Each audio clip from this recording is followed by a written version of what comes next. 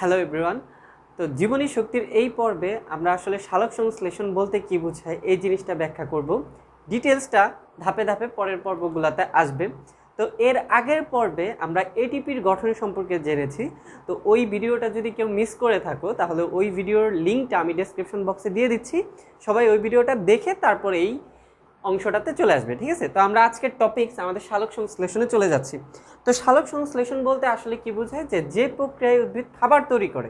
আমরা জানি যে সবুজ উদ্ভিদ নিজের খাদ্য নিজে তৈরি করতে পারে, যে প্রক্রিয়ায় উদ্ভিদ নিজের খাবার নিজে তৈরি করতে পারে সেই প্রক্রিয়াটার নাম হচ্ছে সালোক সংশ্লেষণ। তো আমাদের প্রথমেই আমরা একটু এই শব্দটা নিয়ে বিশ্লেষণ করি। সালোক সংশ্লেষণ, তো সংশ্লেষণ কথাটার মানে হচ্ছে যে নতুন করে কিছু তৈরি করা। সংশ্লেষণ কথাটার মানে কি, কিছু একটা জিনিস তৈরি করা। আর সালোক মানে হচ্ছে আলোর উপস্থিতিতে, সালোক মানে হচ্ছে আলো সহ আলোর উপস্থিতিতে একটা কিছু তৈরি করা, এটাকে বলা হবে সালোক সংশ্লেষণ। এখন দেখো, আমরা যদি ইংরেজি নাম সালোক সংশ্লেষণ, ইংরেজি হচ্ছে ফটোসিনথেসিস।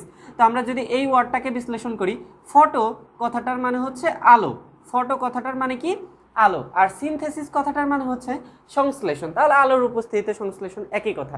তাহলে সালোক সংশ্লেষণ বলতে আসলে কি বোঝায়, আলোর উপস্থিতিতে সংশ্লেষণ বা আলোর উপস্থিতিতে কোনো কিছু তৈরি করা। তো দেখো, এখানে একটা বিক্রিয়া লেখা আছে। এখানে কি দেখা যাচ্ছে যে কার্বন ডাইঅক্সাইড 6 অণু কার্বন ডাইঅক্সাইড এবং 12 অণু পানি, আলো এবং ক্লোরোফিল। অবশ্যই সবুজ উদ্ভিদ কেন খাবার তৈরি করতে পারে, কারণ তার মধ্যে ক্লোরোফিল থাকে, ঠিক আছে। ক্লোরোফিল না থাকলে কিন্তু সে খাবার তৈরি করতে পারতো না। এবং আমরা পড়েছি কি, সালোক সংশ্লেষণে আলো অবশ্যই লাগবে। তার মানে কার্বন ডাইঅক্সাইড এবং পানি, তার সাথে সাথে কি লাগবে বলো, আলো এবং ক্লোরোফিল। এই দুইটার উপস্থিতিতে এই যে গ্লুকোজ C6H12O6, এটা হচ্ছে গ্লুকোজ, এক ধরনের খাবার, শর্করা জাতীয় খাবার। তো এই শর্করা জাতীয় খাবার বা গ্লুকোজ তৈরি করে এবং এর সাথে সাথে কি তৈরি করবে, পানি এবং কার্বন ডাইঅক্সাইড। তো এই বিক্রিয়া সম্পর্কে আরও পড়ালেখা আছে। আমরা আগে দেখে নিব যে এই বিক্রিয়াটা মানে খাবার তৈরির বিক্রিয়াটা উদ্ভিদের কোথায় হয়। তোমরা সবাই হয়তো বা বলবা যে পাতায় হয়, ঠিক আছে। অবশ্যই পাতায় হয়, কিন্তু পাতার স্পেসিফিকলি কোথায় হয়, পাতার স্পেসিফিকলি কোথায় হয়? উত্তর হচ্ছে পাতার মেসোফিল টিস্যুতে হয়। কোথায় হয় বলো, পাতার মেসোফিল টিস্যু। এখন এখানে কথা হচ্ছে যে মেসোফিল টিস্যু আবার কি, মেসোফিল টিস্যুটা কি? আচ্ছা, আমরা কি জানি যে উদ্ভিদের সব অংশেই তোমার হচ্ছে প্যারেনকাইমা জাতীয় কোষ থাকে। এটা তোমাকে মনে রাখতে হবে, ঠিক আছে। এটা দ্বিতীয় অধ্যায় পড়া ছিল যে উদ্ভিদের সব অংশেই মোটামুটি প্যারেনকাইমা জাতীয় কোষ থাকে। তো উদ্ভিদের পাতার মধ্যে যে প্যারেনকাইমা জাতীয় কোষ থাকে ওইটাকে বলা হয় মেসোফিল। তোমাদের এই লেভেলে শুধুমাত্র এতটুকু জানলেই চলবে। তোমাদের যদি বলা হয় মেসোফিল কি, তাহলে আনসার হচ্ছে পাতার মধ্যে উপস্থিত প্যারেনকাইমা জাতীয় কোষকেই মেসোফিল বলা হয়। আবার বলতেছি, লিখে নিবা, পাতার মধ্যে উপস্থিত প্যারেনকাইমা জাতীয় কোষকেই মেসোফিল বলা হয়। তার মানে মেসোফিল হচ্ছে এক ধরনের প্যারেনকাইমা জাতীয় কোষ, ঠিক আছে। তো আমরা যদি একটা পাতাকে একটু বিশ্লেষণ করি, যে পাতার একটা অংশ আমরা একটু কেটে নিছি, ঠিক আছে, এটাকে যদি আমরা একটু বিশ্লেষণ করে দেখি তাহলে অনেকটা এই রকম দেখা যাবে। পাতার মধ্যে কি আছে বলো, মেসোফিল টিস্যু আছে। তো আমরা যদি দেখি তাহলে ওপরের দিকে এই রকম থাকবে প্যালিসেড মেসোফিল। ওপরের দিকে যে মেসোফিলগুলো তাদেরকে কি বলা হবে, প্যালিসেড মেসোফিল। এবং এই যে নিচের দিকে এই যে কিছু ফাঁকা ফাঁকা গহ্বরের মতো দেখা যাচ্ছে, এদেরকে বলা হচ্ছে স্পঞ্জি মেসোফিল। তাহলে এই তো আমরা পাতার একটা অংশ বিশ্লেষণ করে আমরা কয় ধরনের মেসোফিল পেলাম, দুই ধরনের, একটা হচ্ছে প্যালিসেড আর একটা হচ্ছে স্পঞ্জি। এবং নিচের দিকে এখানে একটা ছিদ্রের মতো দেখা যাচ্ছে, এই যে এই পয়েন্টটা একটা ছিদ্রের মতো দেখা যাচ্ছে, যেটাকে বলা হচ্ছে পত্ররন্ধ্র। পত্ররন্ধ্র কি, পাতার মধ্যে কিছু ছোট ছোট ছিদ্র থাকে, খালি চোখে দেখতে পাবে না, সেগুলোকে বলা হয় পত্ররন্ধ্র। তো এটা সম্পর্কে আমরা একটু পরে পড়বো, যাই হোক এটা এমন লাগবে না। এখানে দেখো, এই যে আমরা যে প্যালিসেড মেসোফিলকে আন্ডারলাইন করছি, এই প্যালিসেড মেসোফিলকে যদি আমরা আরেকটু বিশ্লেষণ করে দেখি তাহলে আমরা এই রকম কিছু অংশ দেখতে পাবো। এখানে দেখো, এক একটা অংশ এক একটা হচ্ছে প্লাস্টিড।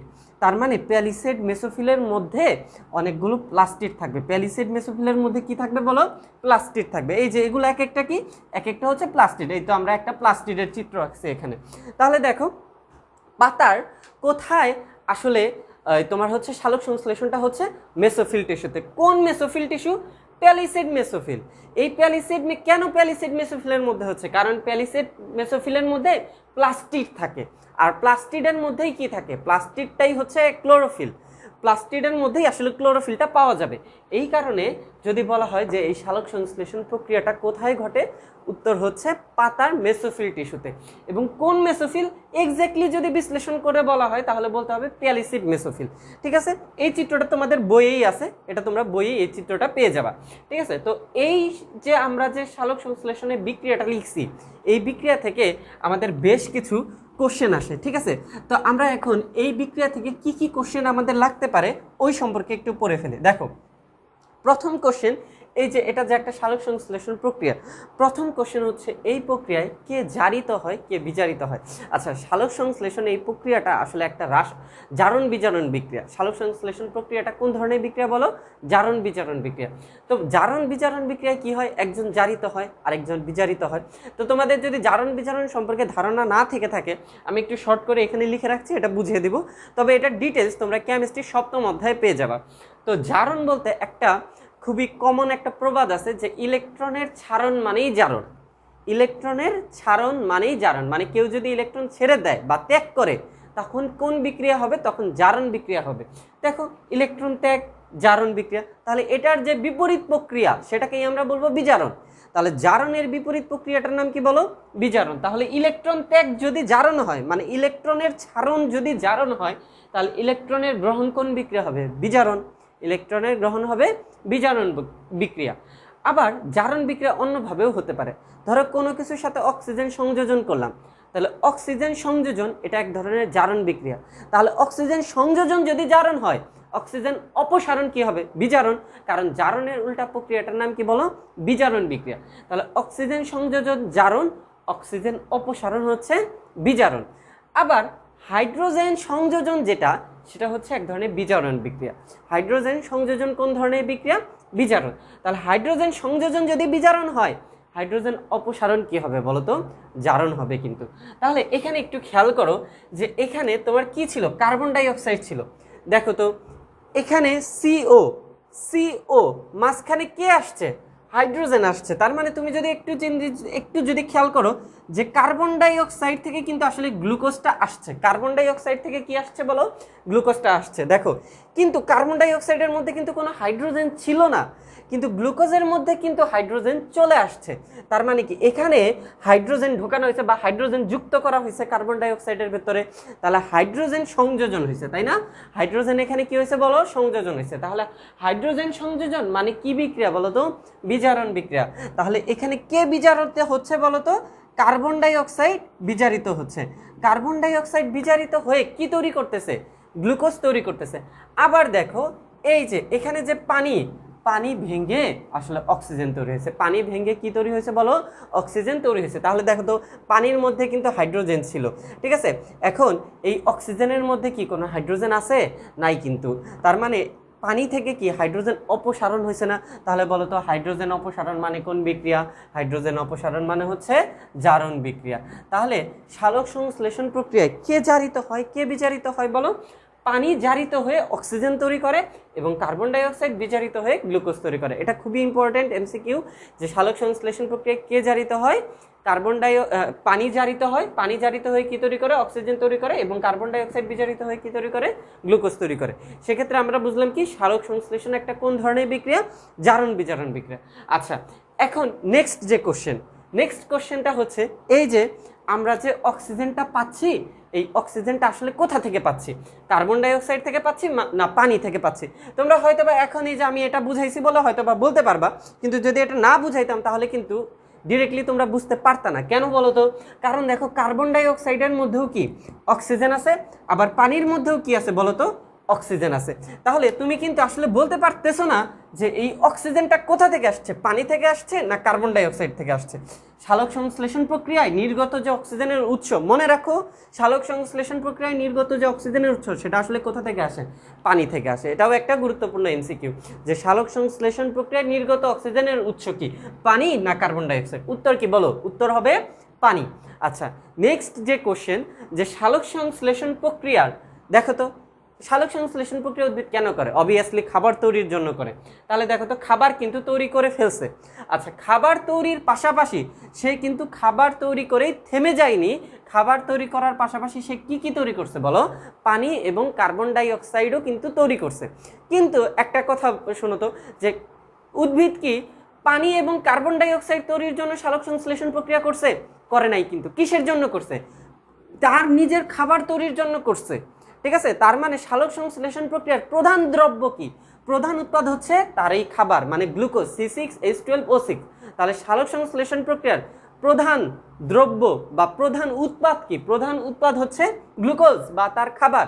আর এই যে যেগুলা সে তৈরি করতে চায়নি বাট তৈরি হয়ে গেছে, সেগুলাকে আমরা বলবো উপজাত দ্রব্য বা বাই প্রোডাক্ট। উপজাত দ্রব্য বা কি বলো? By product. আর যেটা প্রধান দ্রব্য সেটাকে বলা হবে মেইন প্রোডাক্ট। তাহলে সালোক সংশ্লেষণ প্রক্রিয়ার মেইন প্রোডাক্ট কি? মেইন প্রোডাক্ট হচ্ছে গ্লুকোজ বা তার নিজের খাবার, আর একটা হচ্ছে পানি, আরেকটা হচ্ছে কার্বন ডাই অক্সাইড। তাই এই দুইটাকে বলা হচ্ছে উপজাত দ্রব্য বা বাই প্রোডাক্ট। তাহলে বুঝতে পারলা, উদ্ভিদ কিন্তু তোমাকে অক্সিজেন দেওয়ার জন্য সালোক সংশ্লেষণ করতেছে না। এই অক্সিজেনটাই কিন্তু আমরা নিচ্ছি আসলে, ঠিক আছে? কিন্তু এই অক্সিজেনটা কি উদ্ভিদ ইচ্ছা করে তৈরি করতেছে? ইচ্ছা করে কিন্তু তৈরি করতেছে না। সে আসলে খাবার তৈরির জন্যই সালোক সংশ্লেষণ প্রক্রিয়া করতেছে। এখন এখান থেকে ফ্রি হিসাবে তুমি আসলে অক্সিজেনটা পাচ্ছ। ঠিক আছে, তাহলে উদ্ভিদের প্রধান টার্গেট কি? তোমাকে কিন্তু অক্সিজেন দেওয়া না। উদ্ভিদের প্রধান টার্গেট হচ্ছে তার খাবার তৈরি করা। ওই খাবার তৈরির পাশাপাশি সে অক্সিজেনটা আমাদেরকে দিয়ে থাকে। তাহলে এই বিক্রিয়া থেকে যে কোশ্চেনগুলো, 3 ধরনের কোশ্চেন, কে জারিত হয়, কে বিজারিত হয়। তারপরে কোশ্চেন কি? সালোক সংশ্লেষণ প্রক্রিয়ায় নির্গত অক্সিজেনের উৎসকে, উৎস হচ্ছে পানি। আর মেইন প্রোডাক্ট কি, বাই প্রোডাক্ট কি। ঠিক আছে, এইগুলো হচ্ছে কোশ্চেন। তারপরে এখানে দেখো তো, সালোক সংশ্লেষণ প্রক্রিয়ার জন্য অবশ্যই কিন্তু কার্বন ডাই অক্সাইড লাগবে। সালোক সংশ্লেষণ প্রক্রিয়ার জন্য অবশ্যই কি লাগবে বলো? কার্বন ডাই অক্সাইড লাগবে। তোমরা কি জানো যে বায়ুতে কার্বন ডাই অক্সাইডের পরিমাণ কত? তো বায়ুতে কার্বন ডাই অক্সাইডের পরিমাণ হচ্ছে 0.03%। আর পানিতে কার্বন ডাই অক্সাইডের পরিমাণ হচ্ছে 0.3%। তার মানে পানিতে কার্বন ডাই অক্সাইডের পরিমাণ কিন্তু বেশি। তার মানে দেখো, সালোক সংশ্লেষণ প্রক্রিয়ার জন্য যেহেতু কার্বন ডাই অক্সাইড লাগতেছিল, এবং এই কার্বন ডাই অক্সাইডটা বেশি আছে কোথায়? পানিতে। কোথায় আছে বলো? পানিতে বেশি আছে। যেহেতু পানিতে বেশি আছে, কাজে কি পানিতে সালোক সংশ্লেষণের হারটা বেশি হবে। আবার বায়ুতে কার্বন ডাই অক্সাইডের পরিমাণ যেহেতু কম আছে, তাই কি বায়ুতে মানে সালোক সংশ্লেষণ হারটা কি তুলনামূলকভাবে কম হবে। কিন্তু তার মানে এই না যে অধিক পরিমাণ তুমি অনেক বেশি কার্বন ডাই অক্সাইড দিলে অনেক বেশি সালোক সংশ্লেষণ হবে। অতিরিক্ত কার্বন ডাই অক্সাইডও কিন্তু আবার সালোক সংশ্লেষণ প্রক্রিয়ার জন্য খারাপ। সো একটা মিনিমাম লেভেল পর্যন্ত, মানে কার্বন ডাই অক্সাইডের পরিমাণ বাড়লে সেটার জন্য সালোক সংশ্লেষণটা বাড়বে, বাট অতিরিক্ত বেড়ে গেলে কিন্তু সালোক সংশ্লেষণ প্রক্রিয়াটা কমে যাবে। সো এখান থেকে আরেকটা যে কোশ্চেনটা হতে পারে যে জলজ এবং স্থলজ কোন উদ্ভিদের সালোক সংশ্লেষণের হার বেশি বলো তো? উত্তর হচ্ছে যে জলজ উদ্ভিদের সালোক সংশ্লেষণের হার বেশি। কেন? কারণ জলজ উদ্ভিদে কার্বন ডাই অক্সাইডের পরিমাণটা হচ্ছে বেশি। তো এই হচ্ছে সালোক সংশ্লেষণ রিলেটেড কথাবার্তা। এখন সালোক সংশ্লেষণ প্রক্রিয়ায় উদ্ভিদ কি তৈরি করে? উদ্ভিদ খাবার তৈরি করে। ঠিক আছে, তো উদ্ভিদ কিভাবে খাবার তৈরি করে এই প্রক্রিয়াটাকে বিজ্ঞানী ব্ল্যাকম্যান 2টা পর্যায়ে ভাগ করছেন। একটা হচ্ছে আলোক পর্যায়, একটা হচ্ছে আলোক নিরপেক্ষ পর্যায়। মানে সবুজ উদ্ভিদের খাবার তৈরির প্রক্রিয়াটাকে ব্ল্যাকম্যান 2টা ভাগে ভাগ করছে। একটা হচ্ছে আলোক পর্যায়, আর একটা হচ্ছে আলোক নিরপেক্ষ পর্যায়। তো আমাদের নেক্সট পর্বগুলো হবে আলোক পর্যায় এবং আলোক নিরপেক্ষ পর্যায়ের উপর।